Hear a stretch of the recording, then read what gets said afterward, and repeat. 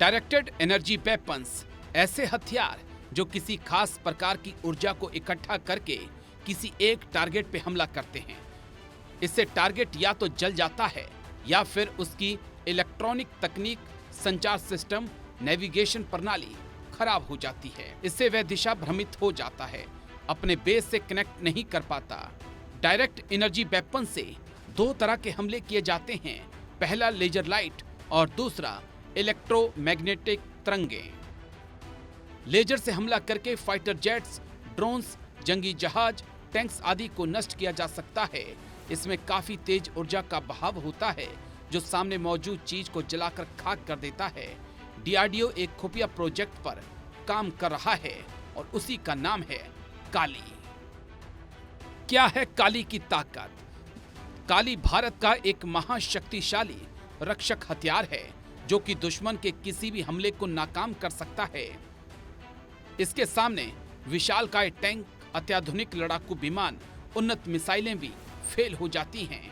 कोई भी आधुनिक हथियार जिसमें इलेक्ट्रॉनिक चिप, सर्किट या फिर किसी और तरीके के वायरलेस तकनीक लगी हो, उस पर काली भारी पड़ती है और पल भर में उसे नष्ट कर देती है।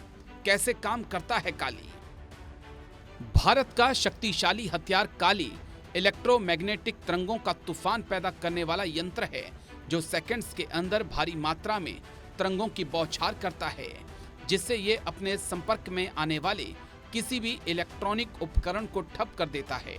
लड़ाकू विमानों, टैंकों, मिसाइलों, ड्रोनों और सैटेलाइट्स में कई तरह के सर्किट और इलेक्ट्रॉनिक चिप होते हैं जो कि इलेक्ट्रोमैग्नेटिक तरंगों के प्रहार के कारण काम करना बंद कर देते हैं, जिसकी वजह से ये अत्याधुनिक मशीनें पल भर में कबाड़ का ढेर बन जाती हैं, जिसके बाद इसके अंदर मौजूद हथियारों में विस्फोट हो जाता है। इस पर पिछले 3 दशकों से भारत काम कर रहा है। इस बीच इसके कई संस्करण तैयार किए गए।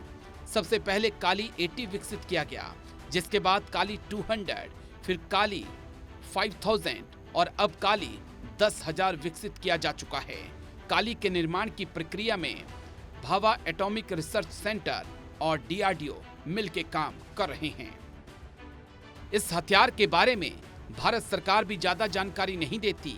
इसके बारे में सारी जानकारियां गुप्त रखी गई हैं, मगर कुछ एक्सपर्ट का मानना है कि पाक सेना को इस हथियार की ताकत दिखाई जा चुकी है, जहां उन्हें पता नहीं चला कि सियाचिन में उनके साथ क्या हुआ और अचानक से सैलाब कहां से आया।